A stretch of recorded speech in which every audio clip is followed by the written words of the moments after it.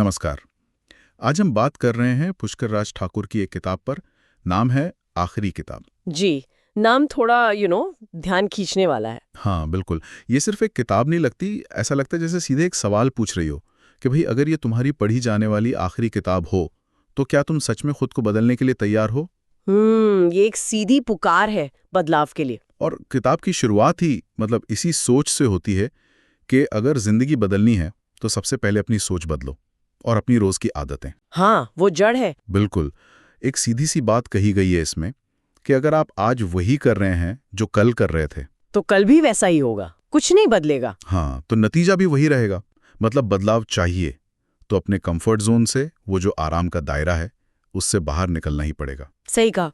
और मुझे जो बात दिलचस्प लगी वो ये कि किताब ना कोई लाग लपेट नहीं करती, सीधे आईना दिखाती है।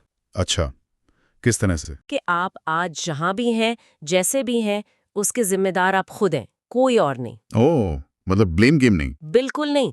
बहाने बनाना बंद करो और जिम्मेदारी लो। आप ही अपने हालात बनाते हैं, ये कहती है किताब। ये बात थोड़ी चुभ सकती है कुछ लोगों को, पर शायद जरूरी भी है ना। और इसी से जुड़ी है अगली बात, लक्ष्य।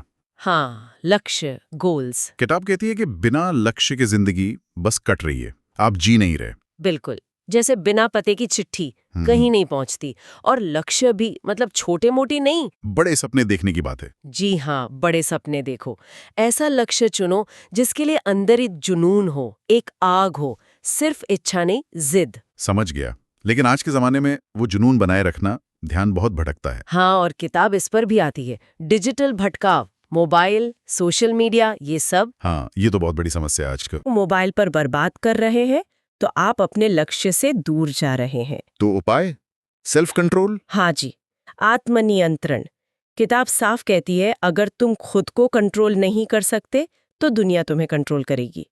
अनुशासन, फोकस, ये जरूरी है। ठीक है, तो हमने समझा कि जिम्मेदारी लेनी है, लक्ष्य बनाना है, ध्यान भटकने से बचाना है, पर सोचने से तो कुछ नहीं होगा ना। बिल्कुल नहीं। और यही सबसे अहम बात है, एक्शन, कदम उठाना। एक्शन लेना। किताब में इसके बारे में क्या कहा है? एक बहुत पावरफुल लाइन है, सपने पूरे करने हैं तो आराम से नाता तोड़ो। आराम से नाता तोड़ो मतलब मेहनत करो। हाँ, रोज कुछ ऐसा करो जो आपको लक्ष्य के करीब ले जाए। छोटा ही सही, पर करो, रोज, लगातार। और ये सब करने के लिए एक सही सोच, एक पॉजिटिव माइंडसेट चाहिए होगा। बिल्कुल। किताब इसे ही आपकी असली संपत्ति, असली दौलत मानती है। आपका माइंडसेट, आप जैसा सोचते हैं, जैसा मानते हैं, वही आपकी किस्मत बन जाता है। हाँ, काफी हद तक। वो कहते हैं ना, बिलीव करो कि तुम कर सकते हो और आधी जंग वहीं जीत जाते हो। ये सिर्फ कहने की बात नहीं, अंदर वो विश्वास जगाने की बात है। तो ये विश्वास कैसे आता है? क्या सिर्फ सोचने से? नहीं, ये एक लगातार कोशिश है। अपने अंदर उस यकीन को बार बार जगाना पड़ता है और अपने एक्शन से उसे साबित करना पड़ता है। सोच को आदत बनाना पड़ता है। तो फिर से वही बात आ गई, एक्शन और आदतें। अच्छा, अब उस सवाल पर आते हैं जो शुरू में था। ये नाम क्यों, आखिरी किताब? ये थोड़ा डराने वाला सा नहीं लगता? हाँ, लगता है, और शायद यही मकसद है।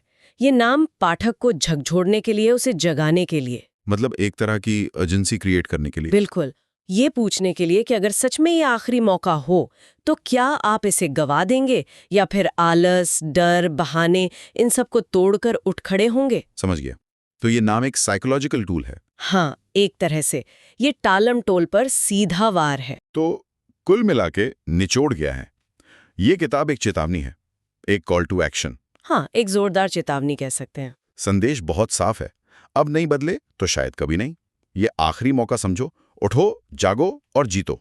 ये काफी इंटेंस है। हाँ, और ये हमें सोचने पे मजबूर करता है ना, कि अगर ये सचमुच किसी के लिए आखिरी मोटिवेशनल मैसेज हो तो इसे सुनने की ठीक बाद वो पहला एक छोटा सा लेकिन ठोस कदम क्या होगा जो वो उठाएगा। पहला कदम, चाहे कितना ही छोटा क्यों ना हो। हाँ, आज, अभी वो पहला स्टेप क्या होगा, ये सवाल किताब पाठक के लिए छोड़ देती है।